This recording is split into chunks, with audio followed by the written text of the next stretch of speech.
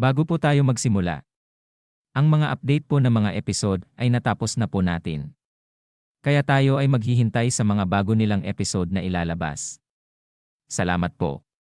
Pero habang tayo ay may hinihintay, gagawa po ako ng bago. Shout out na po kay Lodi Dark of Reaper, Lodi Jerry Cujetia, Lodi Jemerson Bolanos, Lodi Jesus Del Monte, Lodi Ferdinand Labuin, Lodi Icebox, at kay Lodi Remark. Salamat po sa inyo at sa walang sawang sumasabaybay sa aking recap. Kung bago ka pa lang, baka naman.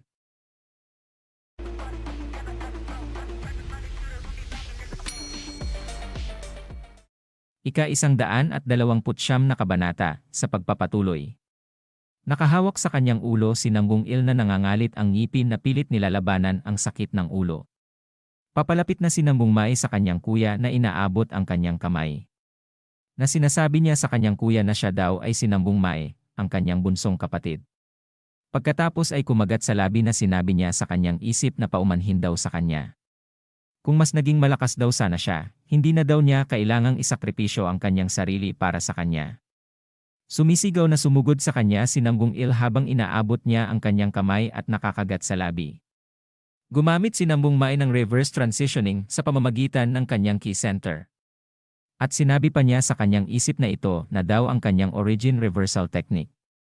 Na inihagis niya sa kanyang kapatid mula sa ere. Napaatras si Nambungil na nakatingin lang kay Nambungmai. Wala pa rin sa kamalayan si Nambungil na nakatingin kay Nambungmai. Sinabi ni Nambungmai sa kanyang kuya na matagal-tagal na rin daw pagkatapos nun, kanyang nakatatandang kapatid. Pagkatapos ay naalala ni Nambungmai ang nakaraan kung saan siya ay may hawak na espada bago siya tumungo sa White Military Academy. At sila ay mabilis na tumalon at naglaban. Nagkatamaan ang kanilang mga palad na naglabas ng kanya-kanyang enerhiya. Nagpalitan sila ng suntok at sipa at sinabi ni Nambungmai sa kanyang isip na kahit daw sa higpit ng pagnanasa, siya daw ay kuya pa din niya. Hinaharang ang mga suntok ng kanyang kuya na sinabi pa niya sa kanyang sarili na sa bawat isang galaw ay talaga daw namang napakabangis. Naglabas ng enerhiya sa kanyang mga palad si Nambungil na sinasabi ni Nambungmai sa kanyang isip na ito daw ay tiyak na kanyang inulit-ulit ng 10,000 beses. Pagkatapos ay tinamaan si Nambungmai sa kanyang katawan na kanyang ikinasuka. Napaatras ng malayo si Nambungmai. At sinabi niya na elder brother, naalala pa daw ba niya? Ngumiti si Nambungmai at sinabi na kahit daw noong buhay pa ang ina nila, inalagaan daw niya siya. Malakas na sipa ang dumapo sa muka ni Nambungmai mula sa kanyang kuya. Hanggang sa siya ay tumumba ay patuloy na sinisipa ng kanyang kuya na makikita ang lupa ay nawasak. Nasa muka pa rin ni Nambungmai ang paa ng kanyang kuya na sinasabi pa ni Nambungmai na tulad daw ng pag-abot niya sa kanya ng kanyang kamay. Sumigaw lang ang kanyang kuya na ang sinasabi ay proprotektahan daw niya ang kanyang bunsong kapatid. Patuloy pa din sa pagsipa sa kanya si Nambungil. Nag-aalala si Black Palm Blossom na sinambit ang pangalan ni Nambungmai. Makikita ang makapal na usok dahil sa patuloy na sinisipa ni Nambungil si Nambungmai. Biglang pinigilan ni Nambungmai ang paa ni Nambungil sa pagsipa sa kanya at sinabi nito na sa pagkakataong ito, siya daw naman ang tutulong sa kanyang big brother. Pagkatapos ay naglabas ng magkaibang enerhiya si Nambungmai. Lumipat ang eksena kung saan si Nambungil sa kanyang kalooban ay pagod na at malalim na ang paghinga. Sinasabi nito na gaano na daw kadami ang kanyang pinatumba? Yumuko na nakahawak sa kanyang tuhod na sinabi pa na 100 na daw ba? O 200? At biglang umupo na unti-unting lumulubog sa kadiliman habang bumuntong hininga na sinasabi niya na ang pagbibilang daw naman ay walang kabuluhan. Gaano na daw ba katagal, ang kanyang katawan daw ay sobra ng bigat. Nakaluhod na nakatungo at lumulubog na siya na sinabi na kailangan pa daw ba niyang lumaban hanggang sa matapos. Sobrang hina na niya at patuloy ang paglubog nang biglang may narinig siyang elder brother. Patuloy siyang tinawag na may katamlayan na ang kanyang mga mata. Ito pala ay si Nambungmai na mabilis na tumatakbo sa looban ni Nambungil na sinasabi na kailangan daw niyang makawala dyan. Kalahating katawan na ang nakalubog kay Nambungil at mabilis na kinuha ng kamay ni Nambungmai at niyakap at hinatak mula sa pagkalubog si Nambungil. Habang yakap ay may napansin na parang sinulid si Nambungmai. Napapunta sa ilalim na nakadugtong sa taong nakatalukbong na siyang kumokontrol kay Nambungil. Makikita ang muka ng taong nakatalukbong na lumiliwanag ang mata. at ang parang sinulid na enerhiya sa kanyang daliri. Na sinasabi ni Nambung Mae na ang tao daw na ito. Mabilis na pinutol ni Nambung Mae ang enerhiyang sinulid. Pagkatapos ay unti-unti nang minumulat ang mga mata ni Nambung Il habang hawak ni Nambung Mae. Sinabi sa kanya ni Nambung Mae na kung okay lang daw ba siya. Sinabi sa kanya ng kanyang kuya na kung siya daw ba talaga ang tunay niyang kapatid. Lumuluhang tumugon at sinabi niya na siya daw ang totoong si Nambung Mae. Nagulat at nagtataka si Nambung Il nang mapansin niya ang isang Nambung Mae na sinasabi na iligtas daw siya. Umiiyak ang isang Nambung Mae na gawa ng nakatalukbong na sinasabi na siya rin daw ba ay tatalikuran siya. Katulad ng ibang miyembro ng pamilya nila. Habang tumatayo ay sinabi niya dito na tama daw, siya daw dapat ang magpoprotekta sa kanya. Sinabi sa kanya ng totoong Nambung Mae na okay lang daw kung ayaw niya. Nagtataka si Nambung Il sa sinasabi ni Nambung Mae. Dagdag pa ni Nambung Mae na hindi daw niya kailangang tiisin ang lahat ng mag-isa. Tutulungan daw niya siya, kanyang kapatid. At si Nambung Mae ay bumalik sa kanyang kasalukuyang itsura na sinabi pa niya na silang dalawa daw ay sumulong na. Ang isang Nambung Mae na naglalabasan na ang ugat sa muka ay sumigaw na ano daw ang ginagawa niya. Ang dapat daw ay tulungan daw niya siya. Siya daw ay naging ganito dahil sa kanya. Sinabi sa kanya ni Nambung Il na ang kanyang kapatid daw na si Nambung Mae ay isang lalaking marunong bumangon sa kanyang mga paa. Itinuro niya ang peking Nambung Mae at sinabi pa niya na dahil daw doon, siya daw ay ang hindi niya nakakabatang kapatid. At dito na po nagtatapos ang ika-129 na kabanata.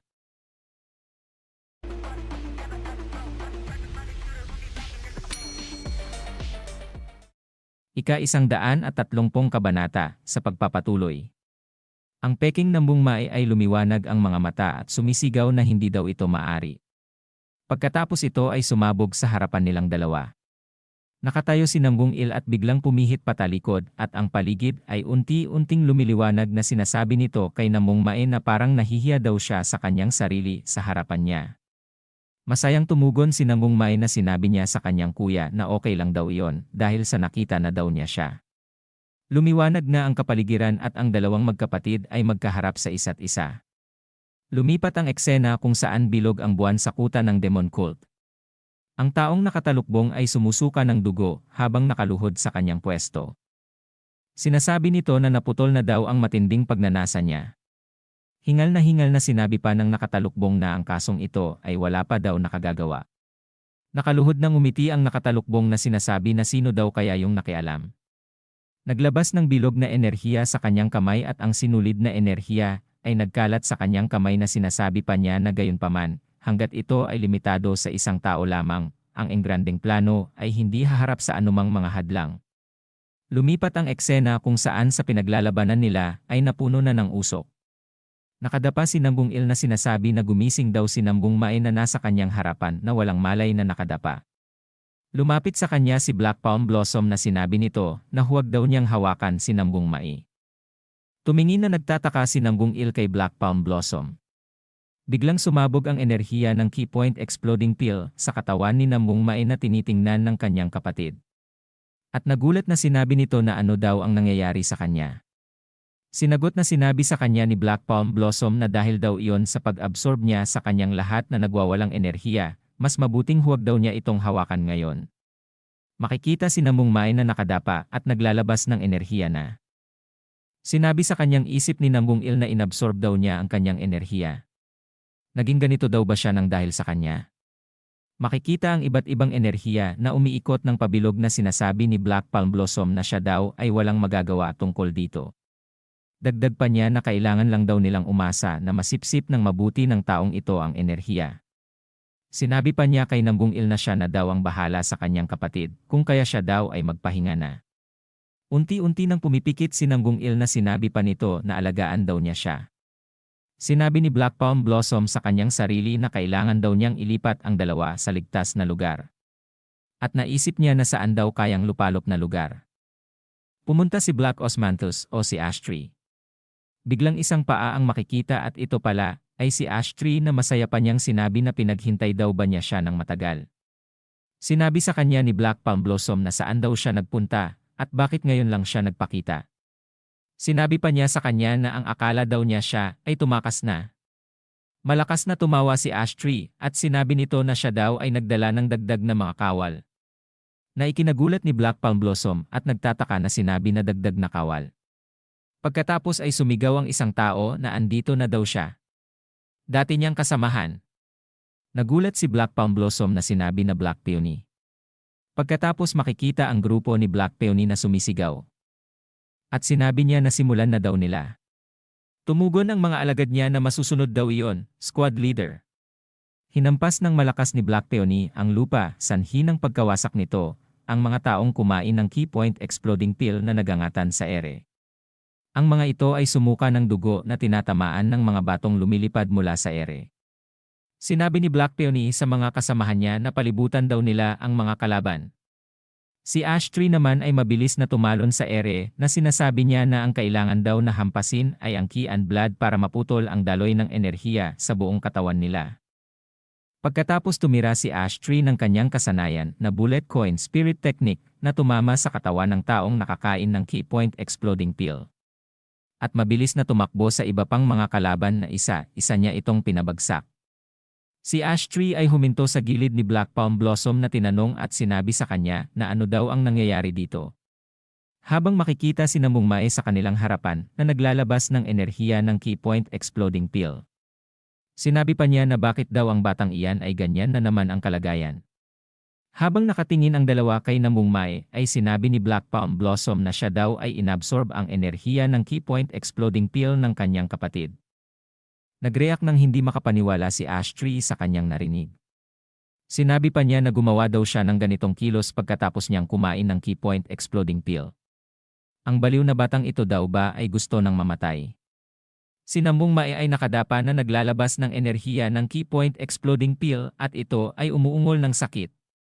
Pinagmamasdan ng dalawa si Namong Mae at sinabi ni Ashtray na ang katawan daw nito ay hindi na makakayanan ang nagwawalang enerhiya. Delikado daw kung hahayaan na lamang nila siya. Sinabi ni Black Palm Blossom na ano daw ang dapat nilang gawin. Naglabas ng enerhiya sa kanyang dalawang kamay si Ashtray na sinabi kay Black Palm Blossom na ang una daw nilang dapat gawin. Para pahintuin ang nagwawalang enerhiya, ay pagsamahin daw ang kanilang enerhiya. Habang pinagsasama nila ang kanilang enerhiya, ay sinigaw ni Black Palm Blossom na tinawag si Black Peony at sila daw ay kanilang protektahan. Lumingon sa kanila si Black Peony at itinuro ang kanyang sarili na sinabi nito na ipaubaya na daw nila ito sa kanya. Inilabas ang kanyang palakol at naghanda sa mga kalaban na parating. Na sinabi pa niya na ang gagawin daw niya ay para sa ikaliligtas ng disipulo ng kanilang captain, kung kaya naman siya, bilang ang gangwong bandit, ay ilalaan ang kanilang buhay para sa kanya. Patuloy sa paglabas ng enerhiya sina Black Palm Blossom at Ashtray para maayos na makontrol ni Namong Mae ang nagwawalang enerhiya. Na makikita si Namong Mae na nakaluhod na nahihirapan. Sa looban ni Namong Mae, siya ay makikita na lumulubog. Sa kailaliman ay minulat ang kanyang mata na sinasabi niya na kung asaan daw siya. At bakit siya ay andito habang sinusubukan daw niyang iligtas ang kanyang kapatid. Patanong na sinabi niya sa kanyang sarili na para daw ba talaga sa kanya ang ginagawa niya, o para daw ba sa kanyang pakiramdam ng pagkakasala. Inangat ang kanyang kamay habang siya ay patuloy na lumulubog na sinabi pa niya na hindi na daw niya alam. Mula sa ibabaw ay makikita ang sinag ng liwanag. Sinabi pa niya na ang pakiramdam daw niya ang kanyang katawan ay bumibigat. Dagdag pa niya na mas mabuti pa daw siguro na siya ay pumikit nang wala na siyang gaanong isipin. Mula sa liwanag sa itaas isang anino ang makikita. Ang kamay ni Namong Mae ay unti-unti nang lumulubog at isang kamay ang humawak sa kanya. At pagkatapos mula sa liwanag ay inaabot niya ang kanyang kamay na sinabi ni Master Gui Myeondok sa kanya na hindi daw ba na gusto pa niyang lumakas. Bakit daw siya ay napakadaling sumuko? Kanyang disipulo na si Namong Mae. At dito na po nagtatapos ang ika-130 kabanata.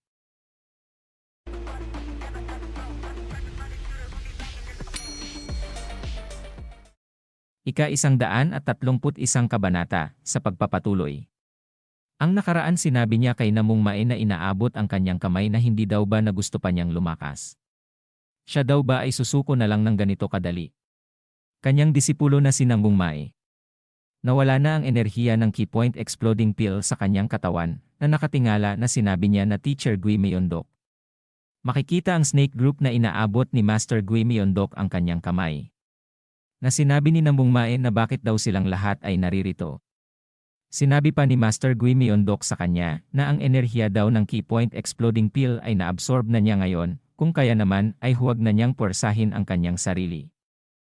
Nakaluhod na nakadapa pa din si Nambung Mae na nakatingin kay Master Gui Myeondok. Na inaabot pa din ang kanyang kamay sa kanya nito na sinasabi na siya daw ay nahihirapang mag-isa sa lahat ng oras hanggang ngayon. Tumugon si Nambung Mae na kamusta daw ang kanyang kapatid. Makikita si Nambung Il na walang malay na nakadapa sa lupa na sinasabi ni Master Gui Myeondok na siya daw ay huwag magalala dahil siya daw ay maayos na ang lagay.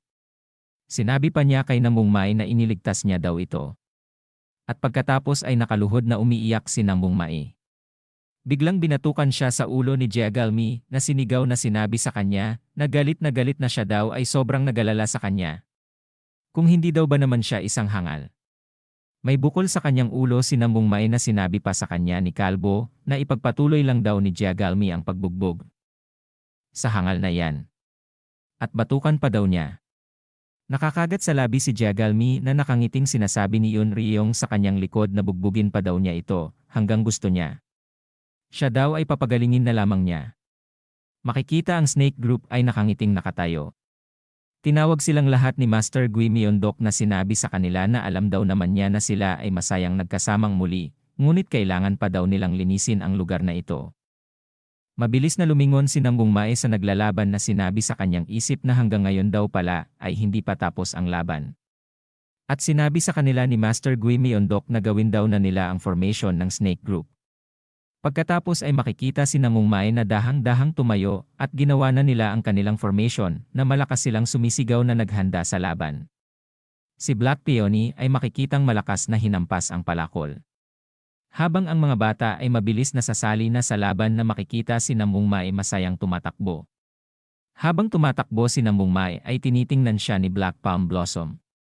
Na nakatayo lamang at walang masabi. Lumubog na ang araw at makikita ang matarik na bundok. Isang tao ang nakatayo sa isang mataas na lugar na nagmamasid sa nangyayari sa ibaba. Sinabi nito na parang nabigo daw sila. Ang multo daw ng nakaraan ay sinira ang mga plano nila. Sinabi pa ng lalaking ito na si Jiang Ihuan na taga Hainan Sect. Ang taong hinahanap ni Jiang Hojon. Na ito daw ay hindi naging madali dahil andito na naman ang legendary na si Gui Myeondok at ang Flower League. Ang nagsasalita pala sa katauhan ni Jiang Ihuan ay ang nakatalukbong na kumokontrol sa kanya na sinabi pa niya na ngunit ito daw ay okay lamang. Nahawak ang enerhiya na bilog sa kanyang kamay at ang mga sinulid na enerhiya na kumakalat. Na sinabi pa niya na ang Black Flower League daw o kung ano man daw ang tawag sa kanila ay hindi daw naman kayang protektahan ang buong Central Plains. Sinabi pa niya mula sa katauhan ni Jiang Ihuan na malamang daw ay ipapaubaya na lang daw niya ito sa kanya. Pagkatapos ay mabilis na nawala si Jiang Iwa sa kanyang kingkatayuan. Lumipat ang eksena kung saan makikita ang makulit na bandido na kasamahan ni Black Peony na masayang sinisigaw na sinasabi na ang mga martial artist daw na sugatan na tinamaan sa acupoint ay dalhin daw dito sa kanya, at itinuro ang kanyang gilid na sinabi na ang mga walang malay daw ay dalhin sa kanilang chief. Mabilis na lumipas ang oras. Kung saan bilog ang buwan. At makikita ang isang bahay kung saan malakas na tumatawa si Black Peony na sinasabi na hindi daw niya inaasahan. Nahaharapin niya ulit ang kaptain niya ng ganito. Sinabi pa niya habang magkaharap silang apat sa iisang lamesa na mula daw noon na nabuwag ang Black Flower League nang walang anumang sabi-sabi. Natural lang daw na isipin na lahat sila ay naghahanap ng paraan para mabuhay, tama daw ba siya? Sinabi sa kanya ni Ashtree na hindi daw ba't iyon ang inaakala niya sa kanyang sarili. Tumatawa na sumagot na sinabi ni Black Peony na bago daw siya magtanong bakit daw hindi muna siya patapusin at sasabihin niya na ang lahat. Sinabi pa niya na sa simula, ang Black Flower League daw ay isang organisasyong nilikha para sa mahusay na orthodox demonyong digmaan. Kaya ito daw ay kinakailangan ng mahabang proseso sa pagtatapos. Nakatingin lang sa kanila si Black Palm Blossom at ito ay tahimik. Habang hawak ang isang tasa ay sinabi sa kanila ni Master Gui Myeondok na hindi daw iyon mali. Ang akala daw niya ay nakatanggap na sila ng personal na misyon tulad niya. Malakas na sinabi ni Black Peony kay Master Gui Myeondok na ang misyon daw ba na kanyang natanggap ay pagiging teacher. Malakas na namang tumawa si Black Peony na sinabi pa niya na yon daw ay napakasamang misyon. Ang master daw nila ay binigyan siya ng ganun. Ang walang kapantay na si Gui Myeondok. Sinabi sa kanila ni Master Gui Myeondok na dahil daw yon sa alam niya ang kanyang physical na kondisyon. Nagulat si Black Palm Blossom nang marinig niya ang sinabi ni Master Gui Myeondok. Napaisip si Black Peony na sinabi sa kanya na ang kanilang captain daw ba talaga ay isa ng teacher. Iyon daw ay nagpapaalala sa kanya noong nagtre-training pa lang sila. Makikita si Master Gui Myeondok na sinasabi ni Black Peony na siya daw talaga ay isang masamang Gui. Alam daw ba niya iyon? Ayon sa kwento ang Gui na ito ay mula sa kanyang pangalan at ibig sabihin ay multo. Naalala pa niya nang nagbubuhat sila ng malaking bato na nasa kanilang likod. Na sinasabi niya na lalo pa daw nang sila ay tumawid sa disyerto ng isang buwan. Hindi man lang daw sila nakatikim ng tubig, hindi man lang sila nakaidlip ng tulog. Sa totoo lang daw ay halos mamatay na daw siya doon. Makikita si Ashtree na itinulak na sinabi niya na iyong sinasabi daw niya ay madali pa. Naalala pa daw niya noong itinulak siya sa bangin ng may kasamang 1,000 pound na pabigat sa kanyang katawan, ang kaptain daw talaga nila ay parang ang king ng hell na si Yama. Sinabi sa kanila ni Master Gui Myeondok na may kakaibang itsura na ang mga bata daw ay hindi ginagawa ang ganong bagay sa panahon ngayon. Nagulat si Black Peony na sinabi nito na kung ganun ano daw ang kanilang natutunan. Seryosong nakatingin sa kanya ang tatlo na sinabi sa kanila ni Master Gui Myeondok na sila daw ay nabuhay sa magkaibang panahon. Kaya huwag daw silang ikumpara ngayon sa panahon ng Great Orthodox Demonic War. Tumawa ang mga ito at sinabi na yon daw ay totoo. Kung kaya't sila na lamang daw ay uminom. Mahigpit na nakatikom ang mga kamao ni Black Palm Blossom na sinasabi nito na ito daw ay hindi maari. Nagulat sina Master Gui Myeondok at ang dalawa sa kanilang narinig buhat kay Black Palm Blossom na nagtataka. Mabilis na tumayo si Black Palm Blossom na sinabi na hindi daw niya ito kikilalanin. Nagtataka si Ashtree sa sinabi ni Black Palm Blossom. Hinampas ang lamesa ni Black Palm Blossom na sinabi na huwag daw silang magkunwari na ito ay parang wala lang.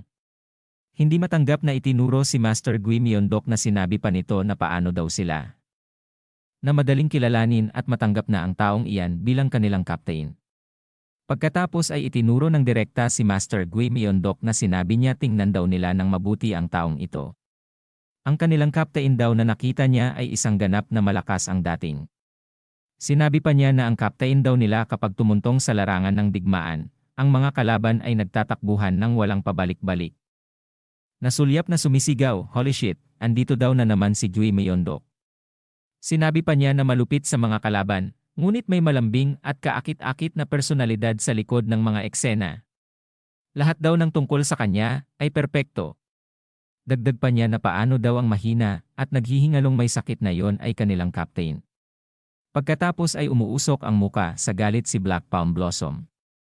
Sinabi sa kanya ni Ashtree na huwag daw niyang sabihin sa kanya na siya ay nagdududa sa kanilang captain batay sa kanyang itsura.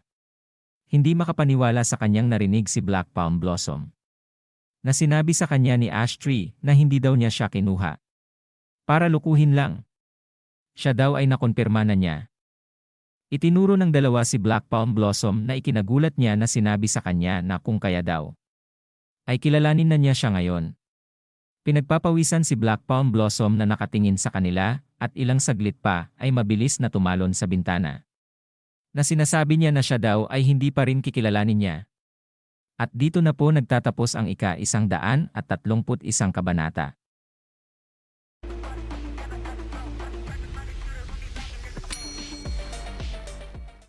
Ika-132 kabanata sa pagpapatuloy.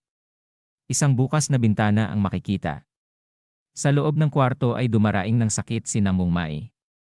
Dahil siya pala ay ginagamot ni Eunryong na sinasabi sa kanya na tiisin daw niya ang sakit.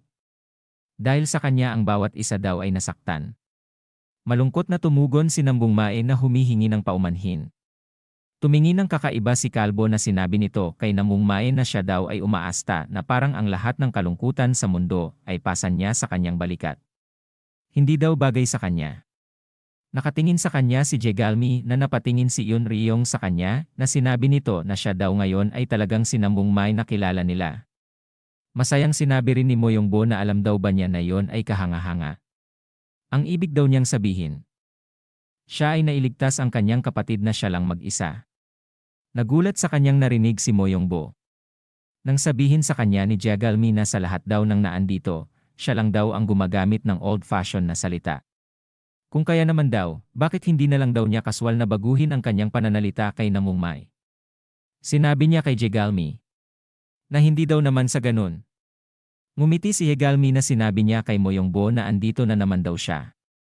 Makikita ang snake group na tawang-tawa si Kalbo na nagulat si Mo Yongbo habang nagbibiro na sinabi ni Jegalmi na yang master ng Namong Mai. Excuse me, my friend. Habang naglolokohan sila, ay nakangiting pinagmamasdan sila ni Namong Mai. At sinabi nito sa kanyang isip na siya daw talaga ay nakabalik na. Naasar na makikita si Mo Yongbo ay tumayo na nakaharap kay Jegalmi habang patuloy sa kanyang pang-aasar. At si Kalbo ay patuloy sa katatawa. Lumipat ang eksena kung saan palubog na ang araw at amkikita ang mga ibon sa ere.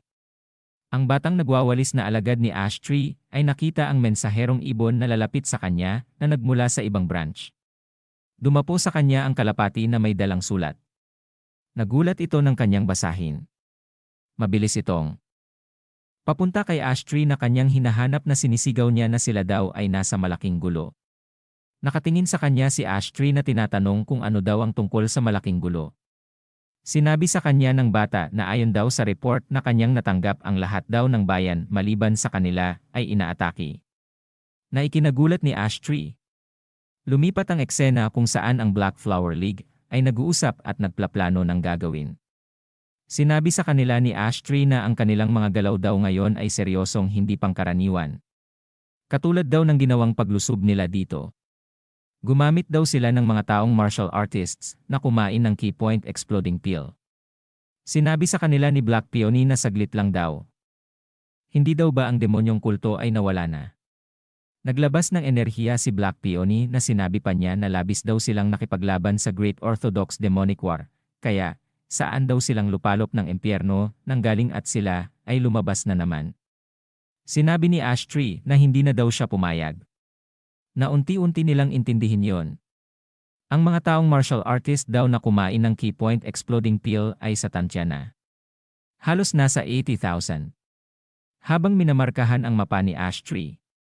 Sinabi ni Black Peony na 80,000, martial artist ang ganung karaming nahuhumaling na kumain ng key point exploding pill na mga tanga. Namarkahan na ni Ashtree ang mapa na sinabi niya na samantala. Ang lahat daw ng galaw nila ay patungo sa iisang lugar. Kahit sa anong paraan daw mo ito tingnan. Ang target daw nila ay ang Murim Alliance. Nagulat si Master Gui Myeondok nang sabihin sa kanya na ano daw ang kanilang gagawin bilang captain nila. Sinabi sa kanila ni Master Gui Myeondok na ang dapat daw muna nilang gawin ay sabihan ang master nila. Tinawag niya si Ashtree o si Black Osmanthus. Na makikita ang kalapati na sinabihan niya si Ashtree na magmadali daw ito na padalhan ng isang kalapati at mag-report sa kanya. Sa kasalukuyan nilang sitwasyon ngayon. Tinawag at sinabihan niya si Black Peony na isama daw niya ang Snake Group at ang kanyang mga tauhan. At sila ay pumunta kung asan ang kanilang master. Sinabi ni Ashtree kay Master Gui Myeondok na paano daw naman. At ito ay hindi na naituloy ang sinasabi dahil lumiwanag ang mga mata at naglabas ng matinding aura si Master Gui Myeondok na sinabi pa nito na siya daw ay pupunta sa demonic cult na lungga. Makikita ang taong nakatalukbong sa kanyang likod na sinabi pa niya na habang may kumokontrol daw sa mga martial artist. Na kung saan ang mga ito ay nakakain ng key point exploding pill, ang pakikitungo daw sa taong iyon ay siguradong malutas ang lahat. Sinabi pa niya kay Black Palm Blossom na siya daw ay sasama sa kanya at siya ay tutulungan. Muntikan nang sabihin ni Black Palm Blossom na, "Yes, Captain." Ngunit ito ay kanyang mabilis na pinigilan ang kanyang bibig na tinakpan ng kanyang mga kamay. At mabilis na tumalikod at tumakbo papalayo habang sinasabi sa kanyang isip na ito daw ay kalokohan. Mabilis na dumaan sa harapan ng mga bata si Black Palm Blossom na pinagtatakahan ni Namong Mai. Sinabi ni Black Peony na ano daw ang meron sa batang iyon simula pa daw kahapon. Sinabi sa kanya ni Ashtray na wag na daw niyang intindihin yon. Siguro daw siya ay gusto lamang dumura sa labas. Habang nasa pinto si Namungmai. Sinabi ni Ashtray na sa pagtingin daw niya kay Black Palm Blossom, sigurado daw siya na ito ay babae. Nagulat si Namungmai sa kanyang narinig at sinabi niya sa kanyang isip na si Black Palm Blossom daw ay isang babae. Makikita ang paa na nasa bubong ng bahay. Ito pala ay si Black Palm Blossom na tinanggal ang kanyang maskara. Makikita si Black Palm Blossom ay isa pala talagang babae na malakas ang paghinga na nakatayo sa ibabaw ng bubong. Sabi sa kwento si Black Palm Blossom daw pala ay sobrang mahiyain. Nakatalikod si Black Palm Blossom na sinasabi niya na siya daw ba talaga ang kanilang captain. Lumipas ang oras kung saan sumapit na ang umaga. Na makikita ang bahay na kanilang tinutuluyan. Kung saan si Namungil ay nakahiga na sinasabi niya kay Namungmai na siya daw ay tingnan niya. Siya daw ay naging pabigat patuloy sa kanya. Masayang tumugon si Namungmai na sinabi sa kanyang kuya na huwag daw siyang magsabi ng ganyan. Siya daw ay nakipag-ugnayan na sa kanilang pamilya. Sila daw ay pupunta para kunin siya. Sinabi ng kanyang kuya sa kanya na kung siya daw ba ay pupunta sa alliance. Sinabi sa kanya ni Namungmai na tama daw yon, kasama daw niya ang kanyang mga kaibigan. Sinabi pa ni Namungil na lumaki ang mga mata na parang hindi na kailangan ang presensya niya para alagaan siya. Pagkatapos ay sinabi nito kay Namungmai na siya daw ay nakahinga ng maluwag. Kailangan na daw niyang magpahinga. Habang papaalis na si Namungmai, ay lumingon ito ng tingin sa kanyang kuya na sinabi nito na magpagaling daw ito. Naglalakad na palabas si Namungmai na sinasabi niya na salamat daw sa mga kaibigan niya na naniwala sa kanya, at sa kanyang teacher na kung saan ay itinuwid ang kanyang mga mali, nakabalik daw siya ng hindi nawawala sa kanyang sarili. Hinding-hindi ko na muling bibitawan ang mga kamay na nakahawak sa akin ngayon, kahit nasa pagdapa, nalulunod sa sama ng loob. Sinabi sa kanila ni Master Gui Myeondok na kung lahat daw ba sila ay handa na. Tumugon si Namungmai na handa na daw sila, kanilang guro. Sinabi sa Snake Group ni Master Gui Myeondok na sila daw ay aalis na pupunta sa Murim Alliance. At dito na po nagtatapos ang ika-132 kabanata.